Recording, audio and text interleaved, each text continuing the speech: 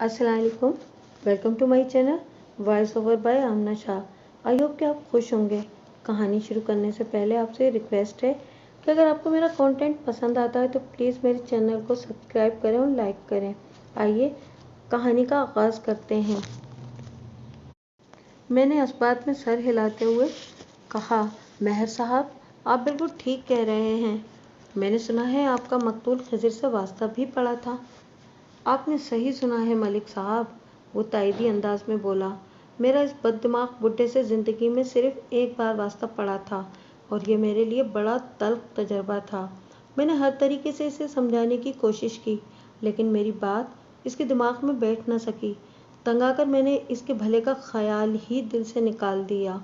अगर सिद्दीक महर की मकतूल खिज़िर से माजी में कोई नाराज़गी रही थी तो कम से कम ये ऐसा मौका नहीं था इस नापसंदीदगी के इजहार का। उमूमन देखने में ये आया कि बुरे से बुरा इंसान भी मरने के बाद अच्छा हो जाता है। इसी हवाले से कहा भी जाता है कि मरने वाले की बुराई नहीं करना चाहिए। लेकिन सिद्दीक महर के दिल में मकतूल खिज़िर के लिए जो खफगी और गुस्सा भरा हुआ था, वो इसके इजहार में किसी मौका महल को खातिर में नहीं ला रहा था। मैंने कुरेदने वाले अंदाज में कहा, मेहर साहब, सुनने में आया है कि आप इसकी ज़मीन को ख़रीदने का इरादा रखते थे। मैंने जो वाह पिया और राह पिया की मिसाल दी है ना, वो इसी हवाले से दी थी। वो इस बात में गर्दन हिलाते हुए बोला। इसकी 4 किले ज़मीन एक कोने में पड़ी थी। इसके बाद मेरी ज़मीन शुरू होती है। मैं इसीलिए इसके 4 एकड़ ज़मीन खरीदने में दिलचस्पी ले रहा था और ज़मीनी पड़ोसी होने के नाते ये मेरा हक भी बनता था। लेकिन बात इसकी अकल में नहीं आई। आप यकीन करें मलिक साहब। वो लम्हे भर को रुका और एक गहरी सांस खारिज की और अपनी बात को आगे बढ़ाते हुए बोला, मैं खिज़िर को अपनी ज़मीन की मुँह मांगी कीमत लगाने की पेशकश की थी। ये बहुत बड़ी पेशकश थी और मैंने पक्का इरादा कर लिया था कि वो जो भी रकम मुंह से निकालेगा मैं इसे अदा कर दूंगा। मगर वो तो लगता था मुंह में घुनघुनियाँ डाले बैठा था। इसने मेरी एक ना सुनी। मैंने इस 4 एकड़ किताए अराजी के बदले किसी दूसरी जगह 8 एकड़ ज़मीन देने की बात भी की थी, लेकिन इसने समझा होता तब ना। किसी पागल और खपती को कोई कैसे समझा सकता है। और अब देख लें। वो एक मर्तबा फिर रुका। इसके बाद बात मुकम्मल करते हुए बोला, इसकी ये लाडली ज़मीन गई ना खूह खाते। ज़मीन खूह खाते गई? मैंने चौंक कर उसकी तरफ देखा और पूछा, मेहर साहब, इस बात का क्या मतलब है? ओ मलिक साहब, आप तो माशाअल्लाह अक्लमंद और तजर्बेकार इंसान हैं। वो आवाज़ दबाकर राजदारान लहजे में बोला। मेरा इशारा मकतूलीन की औलाद की तरफ है। मैं जानबूझकर भोला बन गया और कहा, लेकिन मैंने तो सुना है कि वो बुढ़ा बुढ़ी बे औलाद थे। आपने बिल्कुल दुरुस्त सुना है जनाब, वो बदस्तूर धीमे लहजे में बोला। वो दोनों न सिर्फ बे औलाद थे, बल्कि इनका कोई करीबी अजीज रिश्तेदार भी नहीं था। ना कोई वाली, ना कोई वारिस। इसीलिए तो कह रहा हूँ कि इनकी ज़मीन गई खूह खाते। जब कोई वारिस और हकदार सामने नहीं आएगा तो जाहिर है वो 4 एकड़ ज़मीन और मकान समेत इनकी छोड़ी हुई हर शे खुद ब खुद बहक सरकार जब्त हो जाएगी। वैसे मैं कोशिश करूँगा कि गवर्नमेंट से वो ज़मीन इसकी मौजूदा कीमत पर ख़रीद लूँ। इस किताए अराजी पर सबसे ज़्यादा मेरा ही हक बनता है मलिक साहब। खिज़िर की वो मुख्तसर सी ज़मीन एक पहलू से चौधरी सरदार अली की ज़मीन से भी मिली हुई है। शायद आपकी तरह चौधरी साहब भी इन 4 एकड़ ज़मीन का हिस्सा अपना बनाना चाहें। अगर उन्होंने गवर्नमेंट से बात कर ली तो आप पीछे रह जाएंगे। मेरा ख्याल है चौधरी साहब ऐसी कोशिश नहीं करेंगे। वो पुरवसूख लहजे में बोला। अगर इनकी ज़मीन पर नज़र होती तो वो खिज़िर से वैसे ही बात कर सकते थे और मुझे यकीन है वो बुढ़ा कितना ही बददिमाग सही किसी भी सूरत चौधरी साहब को इनकार नहीं करता। फिर तो समझे मेहर साहब, ये ज़मीन आप ही की हुई। मैंने खुश करने के लिए इसके दिल की बात कह दी। आप कानूनी कार्रवाई के लिए खुद को जहनी तौर पर तैयार कर लें। मैं तो बिल्कुल तैयार बैठा हूँ मलिक साहब, बेसाख्ता उसकी ज़ुबान से निकला। और क्या तैयारी करनी है? इन लम्हात में मुझे सिद्दीक महर के चेहरे पर एक अनजानी सी मुसर्रत खेलती हुई नजर आई। ऐसी खुशी और इत्मीनान इस बच्चे के चेहरे पर दिखाई देता है जिसे इसका मनपसंद खिलौना मिलने की नवीद सुनाई जाए। میں بظاہر صدیق مہر سے گفتگو کر رہا تھا، لیکن اس کے ساتھ ہی میرا ذہن ایک گمبھیر سچائی کے بارے میں بھی سوچ رہا تھا، وہ شفاف سچائی جو انسان کی نفسیات سے متعلق ہے۔ انسانی زندگی اس کائنات کی سب سے قیمتی اور انمول شے ہے، لیکن ایک انسان اپنے کسی خاص مقصد کو پورا کرنے کے لیے اپنے ہی جیسے کسی دوسرے انسان کی زندگی کو بعض اوقات انتہائی ارزاں اور بے وقت بنا دیتا ہے۔ وہ اپنے مقصد کے حصول کی خاطر سامنے والی کی جان لینے سے بھی گریز نہیں کرتا۔ اسی تناظر میں اور صدیق مہر کی باتیں سن کر میں یہ سوچنے پر مجبور تھا کہ ایسا ممکن ہے مہر صاحب نے اپنی شکست کا بدلہ لینے کے لیے اور اپنی ضد کو پورا کرنے کے لیے اس بے بس اور بے کس جوڑے کو موت کے گھاٹ اتار دیا ہو یا اتروا دیا ہو۔ زن، زر اور زمین جس نوعیت کے ہولناک اور رونگٹے کھڑے کر دینے والے گل کھلا سکتے ہیں، اس سے آپ بھی اچھی طرح واقف ہیں اور میں بھی۔ میں نے صدیق مہر سے ملاقات سے قبل اس کے نام پر سرخ دائرہ لگایا تھا اور فیصلہ کیا تھا کہ خضر اور سلیمہ کے قتل کے سلسلے میں اسے ضرور ٹٹولوں گا، اور اب اس کی باتیں سن کر، اس کے عزائم جان کر میرا شک اور بھی پختہ ہو گیا تھا۔ میں نے اسی وقت فیصلہ کر لیا کہ تھانے پہنچتے ہی میں صدیق مہر کی خفیہ نگرانی کا بندوبست کر دوں گا۔ میں نے اس کے تیار بیٹھنے کے ذکر پر تشویش بھرے انداز میں کہا، آپ کی تیاری تو اپنی جگہ درست نظر آتی ہے، لیکن اگر کل کلاں ان مقتولین کا کوئی والی وارث جاگ اٹھا تو آپ کا پروگرام بھی کھو کھاتے جا سکتا ہے۔ مہر صاحب، آپ کی بات سے انکار تو نہیں کروں گا ملک صاحب، لیکن ایک عرض کرنا بھی ضروری سمجھتا ہوں۔ وہ گہری سنجیدگی سے بولا، اول تو اس بات کی 1% بھی امید نہیں کہ اس زمین کا کوئی حقدار زندہ ہوگا اور وہ سامنے بھی آئے گا، اور اگر بالفرض محال ایسا ہو بھی جاتا ہے تو ہو جائے۔ اس نے بے پرواہی سے کندھے اچکائے اور اپنی بات کو جاری رکھتے ہوئے بولا، اگر ایسا کوئی کردار ابھر کے سامنے آتا ہے تو اسے خود کو مقتولین کا وارث ثابت کرنا ناممکن ہونے کی حد تک مشکل ہوگا۔ اس صورتحال کے باوجود بھی اگر وہ وارث خود کو ان کی زمین اور جائیداد کا حقدار ثابت کر دیتا ہے تو یہ 4 ایکڑ زمین اس سے خریدی بھی جا سکتی ہے۔ یہ ضروری تو نہیں کہ وہ بھی خضر کی طرح بد دماغ اور خپتی ہی ہو۔ ہاں، یہ قطعاً ضروری نہیں، میں نے اس کی ہاں میں ہاں ملاتے ہوئے کہا۔ آنے والا معقول سوچ کا مالک ہو سکتا ہے، وہ حالات کی نزاکت اور معاملات کی سنجیدگی کو سمجھ سکتا ہے۔ اس طرح 4 ایکڑ اراضی آپ کی ملکیت بننے کے امکانات روشن ہو جائیں گے۔ میں بھی تو یہی کہنا چاہ رہا ہوں جناب، وہ اپنے ہاتھ پر ہاتھ مارتے ہوئے بولا۔ اللہ آپ کا بھلا کرے ملک صاحب، آپ میری بات کی تہ تک میں اتر گئے ہیں۔ وہ لمحے بھر کے لیے رکا، ایک گہری سانس خارج کی اور بڑے دوستانہ انداز میں بولا، اور مجھے پوری امید ہے ملک صاحب کہ اگر مجھے اس معاملے میں کسی قسم کی قانونی مدد کی ضرورت پیش آئی تو آپ ضرور مجھ سے تعاون کریں گے۔ بالکل بالکل، میں نے اس بات میں گردن ہلاتے ہوئے جلدی سے کہا، قانون کے دائرے کے اندر رہتے ہوئے مجھ سے جائز انداز میں جو بھی ہوگا وہ میں آپ کے لیے ضرور کروں گا۔ اس سلسلے میں آپ بالکل بے فکر ہو جائیں۔ بہت بہت شکریہ ملک صاحب، وہ ممنونیت بھرے لہجے میں بولا۔ اسی وقت صدیق مہر کا خاص ملازم محمد بوٹا اشیاء خردنوش سے لدی پھدی اور کپڑے سے ڈھکی ہوئی ایک ٹرے اٹھائے بیٹھک میں داخل ہوا۔ بوٹا کی آمد کے ساتھ ہمارے درمیان ہونے والی گفتگو چند لمحات کے لیے رک گئی۔ بوٹا نے ٹرے کو چوبی میز پر رکھا اور اپنے مالک کا اشارہ پا کر وہاں سے رخصت ہو گیا۔ اس کے جانے کے بعد صدیق مہر نے ٹرے پر سے کپڑا ہٹایا تو مجھے وہاں انواع و اقسام کی اللہ کی نعمتیں رکھی ہوئی دکھائی دیں۔ صدیق مہر نے میری طرف دیکھتے ہوئے بڑے محبت بھرے انداز میں کہا، ملک صاحب بسم اللہ کریں جناب۔ میں نے صاف گوئی کا مظاہرہ کرتے ہوئے کہا، مہر صاحب میں ابھی تھوڑی دیر پہلے کرمو بابا کے گھر سے ٹھیک ٹھاک لسی چڑھا کر آ رہا ہوں۔ پیٹ میں کوئی گنجائش تو باقی نہیں، لیکن میں بھلا آپ کی پیشکش کو کیسے ٹھکرا سکتا ہوں؟ کچھ نہ کچھ تو لینا ہی پڑے گا جناب۔ کچھ نہ کچھ نہیں ملک صاحب، وہ اصراری لہجے میں بولا، میری تو یہ خواہش ہے کہ آپ تھوڑا تھوڑا سب کچھ ہی لیں۔ میں نے بسم اللہ گڑ کے شربت سے کی۔ موسم گرما اور خصوصاً تیز چمکیلی دھوپ کے مضر اثرات کو توڑنے کے لیے گڑ کا شربت اکسیر کا کام کرتا ہے۔ یہ دل و دماغ کو ٹھنڈک دینے کے ساتھ ہی انسانی غذائی ضروریات کو بھی پورا کرتا ہے، اور مزے کی بات یہ ہے کہ بھاری پن بھی پیدا نہیں کرتا۔ صدیق مہر نے میرے لیے بڑا اسپیشل گڑ کا شربت تیار کروایا تھا، جس میں گڑ کے علاوہ لیموں کا رس और चांदी के वर्क भी शामिल किए गए थे। मैं अपनी गुंजाइश और ज़रूरियात को मद्देनज़र रखते हुए एक के बाद एक अल्लाह की नेमत का शुक्र अदा करने लगा। इसी दौरान में सिद्दीक बहन ने सरसरी से अंदाज में मुझसे पूछा, मलिक साहब, आप इधर टहली वाले खूह की तरफ क्या लेने गए थे? मैं फ़ौरन समझ गया इसका वाज़ेह इशारा करमू बाबा की जानिब था। मैंने जवाब में इसे बताया, महर साहब, बात दरअसल यह है कि जाए वक़ूआ पर मैंने बहुत से लोगों के बयानात कलमबंद किए हैं। इनमें मकतूलीन के पड़ोसी नज़र हुसैन और दोनों खेत मजदूर सफदर और हारून वगैरह के बयानात भी शामिल हैं।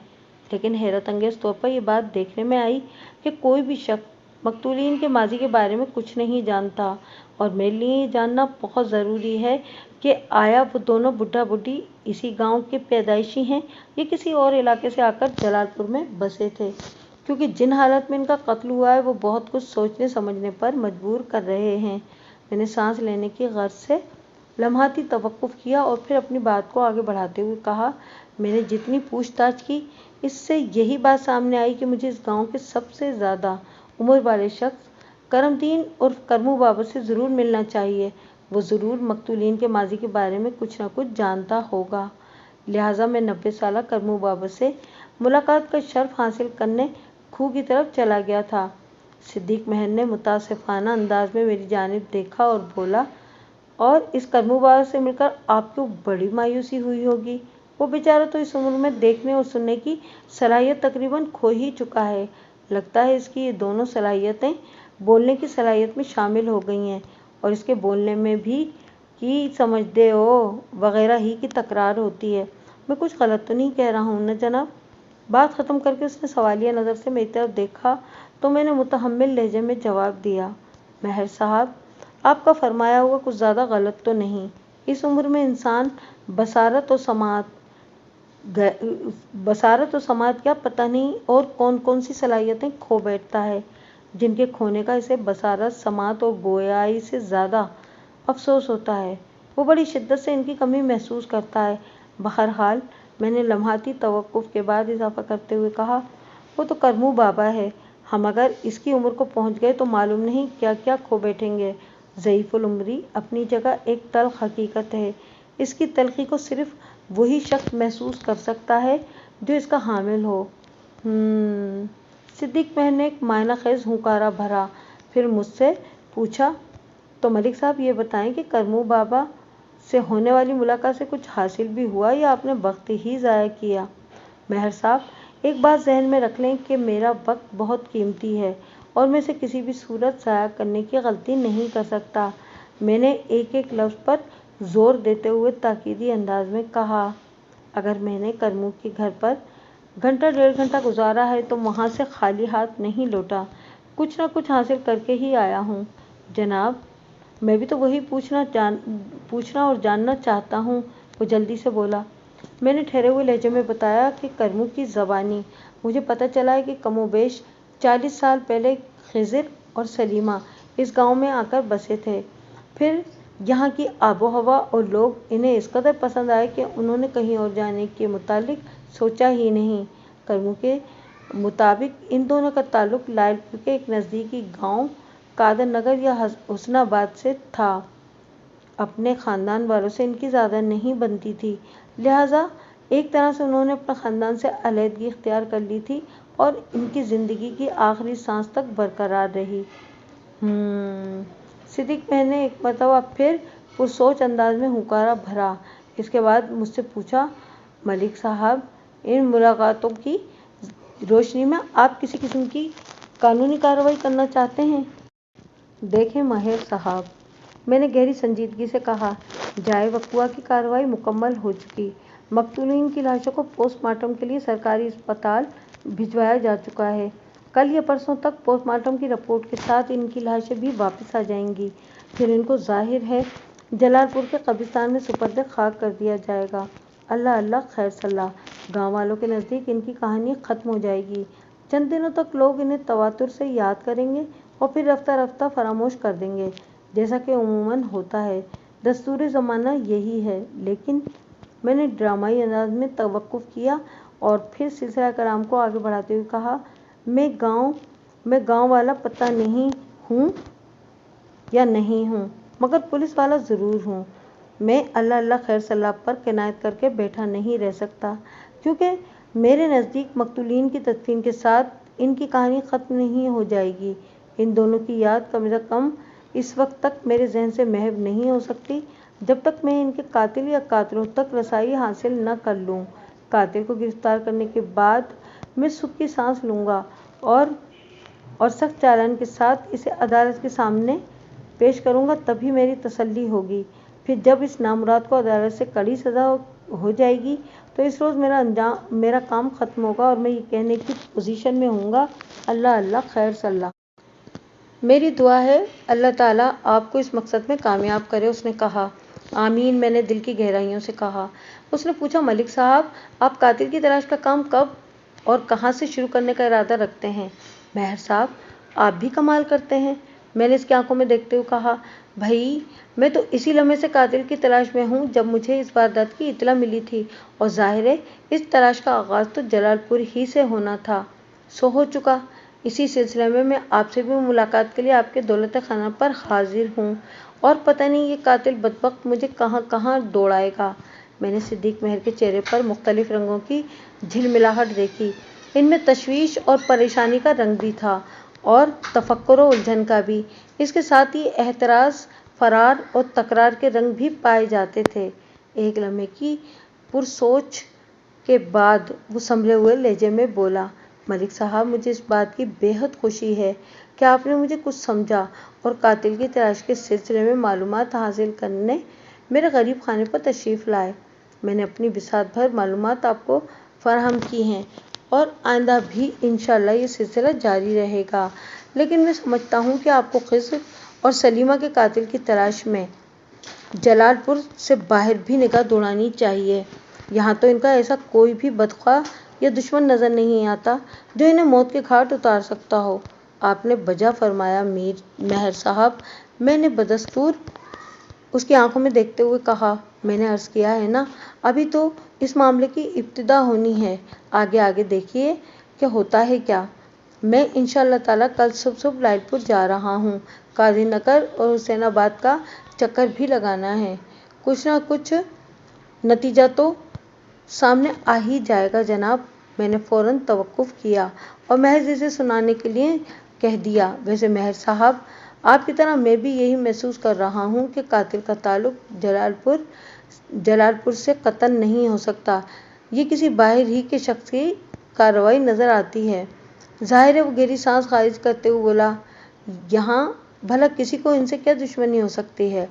یہ جملہ ادا کر کے وہ مطمئن نظر آنے لگا تھا۔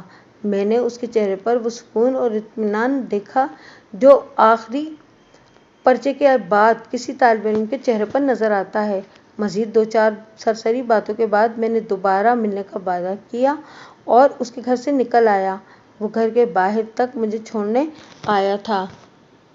جائے وقوعہ پر ہارون کے بیان کی روشنی میں نے چودھری سردار علی اور صدیق مہر کے ناموں کو سرکل کیا تھا، کیونکہ مجھے پتہ چلا تھا یہ دونوں افراد ہی مقتولین کی 4 ایکڑ زمین کو اپنی زمین کا حصہ بنانے کے خواہاں تھے۔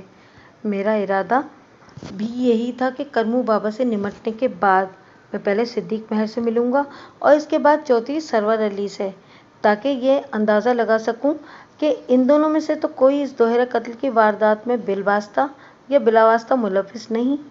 یہ میں ایک پولیس آفیسر ہونے کے ناطے سوچ رہا تھا، ورنہ میں چودھری سردار علی سے ذاتی طور پر واقف تھا۔ مجھے امید نہیں تھی کہ وہ کسی بھی زاویے سے خضر اور سلیمہ کے قتل میں ملوث ہوگا۔ وہ جلال پور کا چودھری تھا، وہاں کا مالک و مختار۔ وہ جس شخص کی جس شے پہ بھی ہاتھ رکھ دیتا، وہ اس کے سامنے انکار نہیں کر سکتا تھا۔ اس ذیل میں صدیق مہر کی رائے سے متفق تھا کہ اگر چودھری سردار علی خضر سے اس کی 4 ایکڑ زمین مانگ لیتا تو مقتول کو چودھری کی بات ماننے میں کوئی پریشانی نہ ہوتی، لیکن میں موصوف صدیق مہر کی طرف سے قطعی مطمئن نہیں تھا۔ اس بندے نے مقتولین کی اپنے تئیں جس ناپسندیدگی، نفرت اور غصے کا اظہار کیا تھا، اس سے ظاہر ہوتا تھا کہ خضر کے انکار پر وہ بہت بلبلایا ہوا تھا۔ صدیق مہر بنیادی طور پر مجھے ایک غاصب اور کینہ پرور شخص لگا۔ جو خضر کی افسوسناک موت پر کسی دکھ کے اظہار کے بجائے اس کی زمین کھو کھاتے جانے اور اس زمین کو قانونی چارہ جوئی سے حاصل کرنے کی منصوبہ بندی کر رہا تھا۔ اس نوعیت کی سوچ کسی سنگ دل اور شفاف شخص ہی کی ہو سکتی ہے، اور جو شخص شفاف اور سنگ دل ہوتا ہے اس سے کسی بھی قسم کی بربریت کے مظاہرے کی توقع بہرحال ہوتی ہے۔ میں صدیق مہر کے گھر سے نکلا تو اپنے ذہن میں اسے ٹارگٹ بنا چکا تھا، اور اس کے ساتھ ہی یہ فیصلہ بھی کر لیا تھا کہ تھانے پہنچتے ہی اس کی خفیہ نگرانی کا فوری انتظام کر دوں گا تاکہ اس کی نقل و حمل اور چال بازیوں کو مانیٹر کیا جا سکے۔ ازیں علاوہ میں نے یہ بھی سوچ لیا تھا کہ سرے دست چودھری سردار علی سے ملنے کی ضرورت نہیں، یہ ملاقات کل کسی وقت بھی کی جا سکتی ہے۔ صدیق مہر سے ملنے اور اس کی باتیں سننے کے بعد میرا دھیان اسی پر مرتکز ہو کر رہ گیا تھا۔ جلال پور میں تو تحقیق و تفتیش کا سلسلہ جاری رکھنا ہی تھا، لیکن میں اس کے ساتھ ہی اگلی صبح لائل پور جانے کا بھی ارادہ رکھتا تھا، لہٰذا اس سفر سے پہلے تھوڑا سا ہوم ورک ضروری تھا، اور اس ہوم ورک کے لیے میں بس اسٹینڈ کی جانب بڑھ گیا۔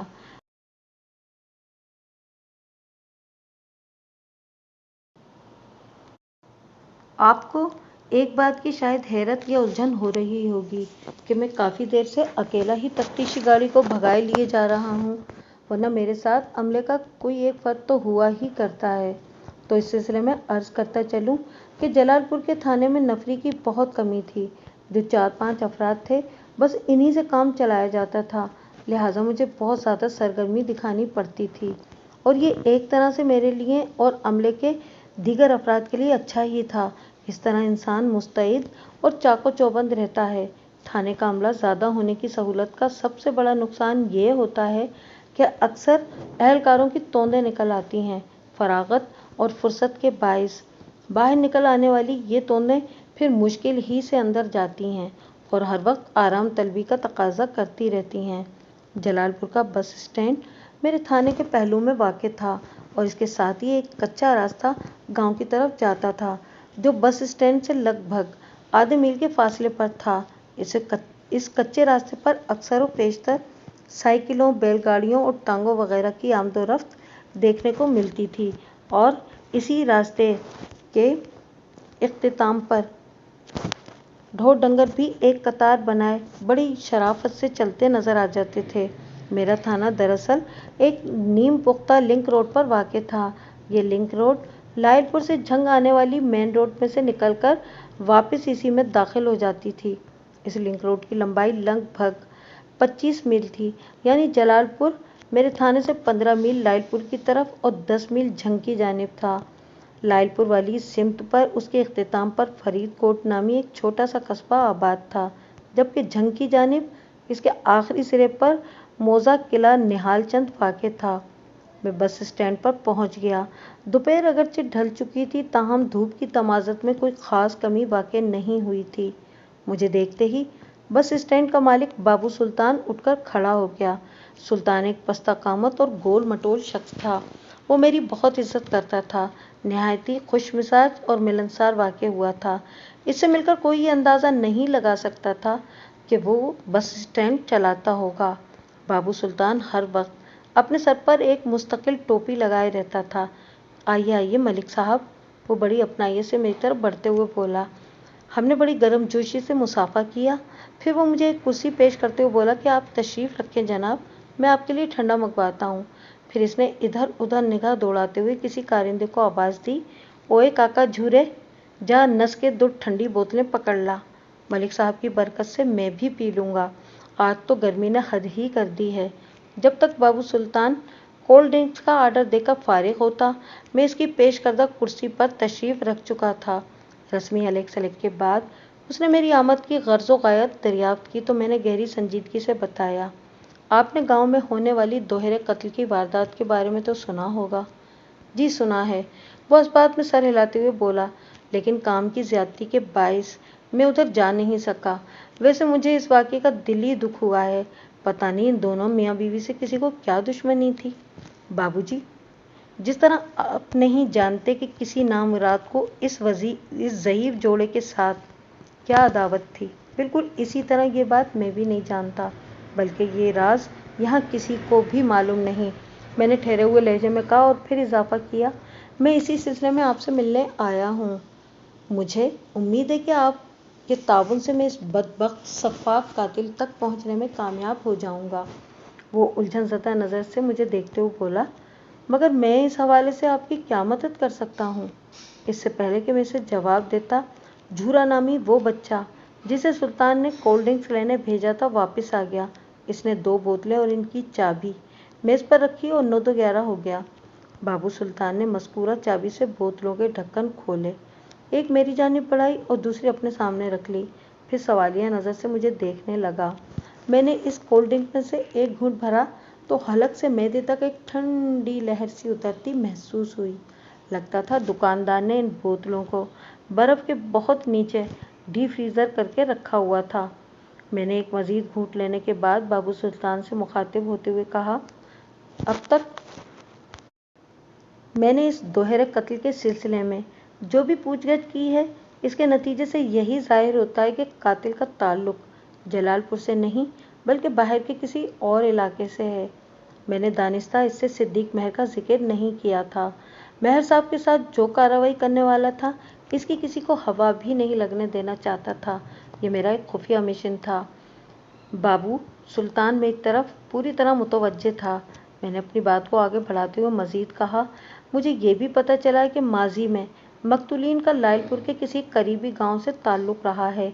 ये लोग किसी ख़ानदानी नाराज़गी की वजह से 40 साल पहले वो गांव छोड़कर जलालपुर आ गए थे। मुमकिन है ये वारदात किसी देरीना कोहना ख़ानदानी दुश्मनी का नतीजा हो। लिहाजा मैंने कल सुबह तहकीकात के लिए लायलपुर जाने का फ़ैसला किया है। सो बिस्मिल्लाह जनाब, वो सीने पर हाथ रखते हुए बोला, मैं आपका खादिम हूँ मलिक साहब।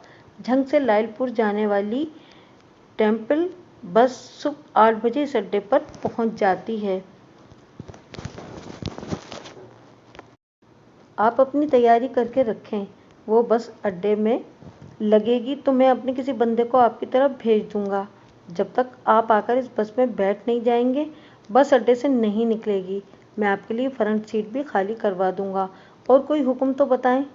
ये तो सब मेरी लायलपुर रवानगी का बंदोबस्त हो गया, मैंने तशक्कुराना अंदाज में कहा। अब ज़रा इस पर भी बात हो जाए जिसके हवाले से मैंने आपके ताउन का जिक्र किया था। क्या वो कोई अलहदा बात है? उसने चौंके हुए अंदाज में पूछा। बिल्कुल अलग और निहायत ही अहम, मैंने सोच में डूबे हुए लहजे में कहा। अगर मेरा ये अंदाज़ा दुरुस्त है कि खिज़िर और सलीमा का कातिल बाहर से आया था, तो फिर ज़्यादा इम्कानात इस बात के हैं कि इसका ताल्लुक़ लायलपुर या इसके करीबी गांव से होगा। वो तायदी अंदाज में गर्दन हिलाते हुए बोला। अगरचे मेरे शक की बेशतर तोपों का रुख सिद्दीक महर की जानिब था, लेकिन मैं इस केस के किसी भी पहलू, किसी भी ज़ाविये को नज़रअंदाज नहीं कर सकता था। जब से मुझे पता चला था कि माज़ी बईद में खिज़िर और सलीमा लायलपुर के किसी गांव में रहा करते थे, बस इसी लम्हे से मेरे जहन ने सोचने के सिलसिले में लायलपुर का एक कोटा मुकर्रर कर लिया था, और ख़ास तौर पर इस बुनियाद पर कि ये ज़ईफ़ जोड़ा अपनी जवानी में ख़ानदान वालों से सारे ताल्लुकात तोड़कर यहाँ आ बसा था। और फिर पलट कर देखने की ज़रूरत भी महसूस नहीं की, और ना ही ख़ानदान वालों ने खबर लेने की कोशिश की कि वो कहाँ हैं और किस हाल में हैं। ख़ानदान से इस नौइयत का संगीन किते ताल्लुक़ किसी बड़ी नाराज़गी या किसी दुश्मनी की वजह ही होता है, और दुश्मनी बड़ी ही कुत्ती शय होती है। ये किसी वक्त कहीं भी निकाली जा सकती है। हालात के इस तनाजुर में मैं किसी भी कीमत पर लायलपुर और उसके नवाही गांव को नज़रअंदाज नहीं कर सकता था। बाबू सुल्तान मेरे मज़ीद बोलने का इंतज़ार कर रहा था, लिहाजा मैंने अपनी बात को मुकम्मल करते हुए कहा, बाबूजी, दोहरे कत्ल की ये वारदात पिछली रात अमल में आई है।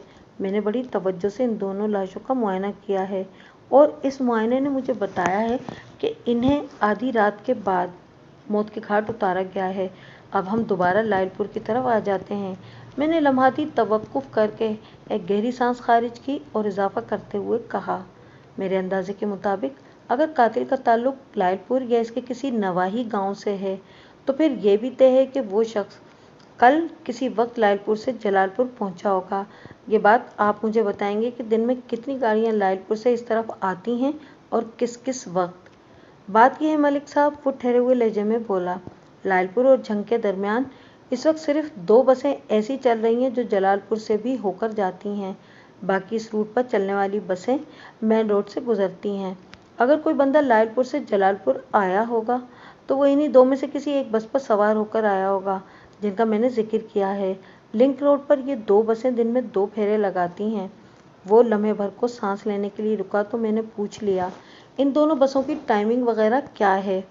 मैं आपको वही तो बताने वाला था।